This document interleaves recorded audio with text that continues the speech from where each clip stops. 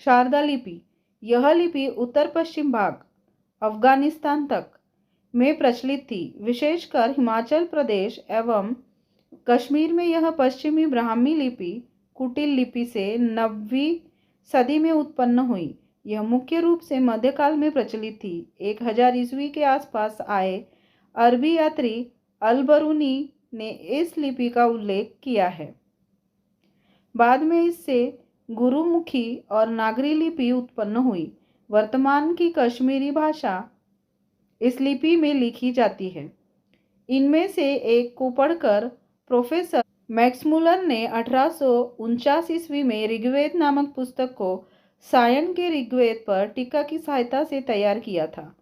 साथ ही वैदिक संबोधन मंडल पुणे ने भी इनकी सहायता से ऋग्वेद पुस्तक तैयार किया है। पहला ऋग्वेद पर सायन का टीका वेद पर प्रथम टीका है और प्राचीन भी है, जो 14वीं शताब्दी की है। दूसरा पदपाठ का अर्थ है कि मुख्य पाठ के छोटे छोटे भाग।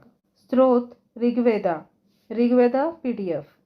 साथ ही वैदिक मान्यता की जितनी भी पुस्तकें आज तक प्राप्त हुई है वह सभी कागज और संस्कृत भाषा व नागरी लिपि में रचित है।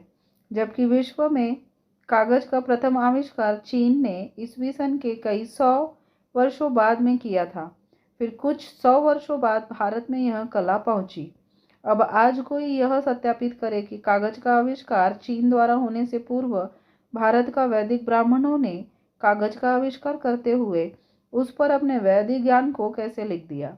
अगर वैदिक अनुयायी कहते हैं कि कागज का आविष्कार चीन से पहले ही भारत में हो गया था, तो फिर आज कागज के जन्मदाता के रूप में चीन का नाम हटाकर पूरे विश्व में भारत का नाम आना चाहिए। भले ही वह नाम वैदिक ब्राह्मणों का ही क्यों न हो, लेकिन होगा तो भारत देश का। नोट: क्योंकि आज के समय में सभी वैदिक लेखक लोग इस ईस्वी सन के पूर्व काल में ही काल्पनिक पात्रों का जन्म करवाते हुए उनके द्वारा कागज पर लेखन करा देते हैं। जैसे कौटिल्य का अर्थशास्त्र काल्पनिक पात्र चाणक्य, क्योंकि चाणक्य का कोई ऐतिहासिक साक्ष्य नहीं मिलता है।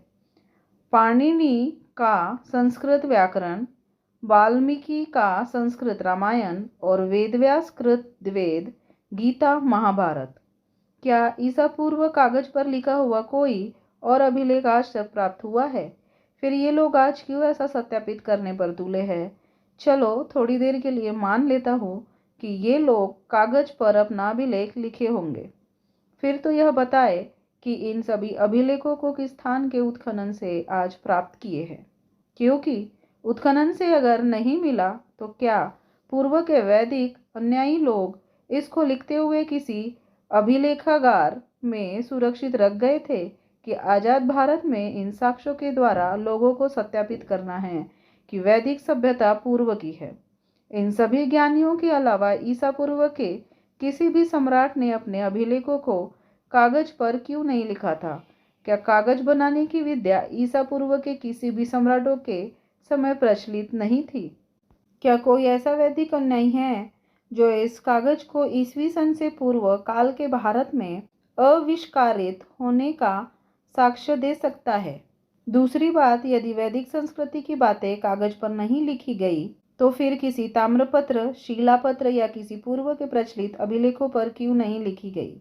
ये सब कागजी वैदिक साक्ष्य 9वीं से 14वीं शताब्दी के बीच की ही क्यों मिलती है?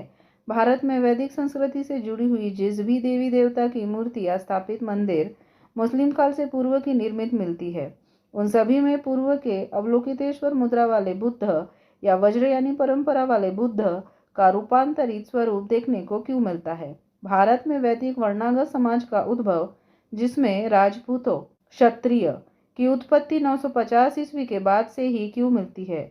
इसके पहले के जितने भी सम्राट हुए थे, उन्होंने वैदिक परंपरा के तहत अपने आप को राजपूत, क्षत्रिय या ब्राह्मण के रूप में किसी अभिलेख में क्यों नहीं संबोधित कर लिखवाए थे? इन सब सवालों में जब वैदिक अनुयायी उलझते हैं तो कहते हैं कि पूर्व काल की वैदिक सभ्यता में देवी देवता नहीं होते थे, इसलिए पहले इनकी कोई मूर्ति नहीं बनी थी। फिर ये वैदिक देवी देवता की मूर्ति और मंदिर अचानक से कब, कैसे और कहाँ से उत्पन्न हो गए? इस पर सवाल तो बनता ही है, क्या कोई जवाब देगा?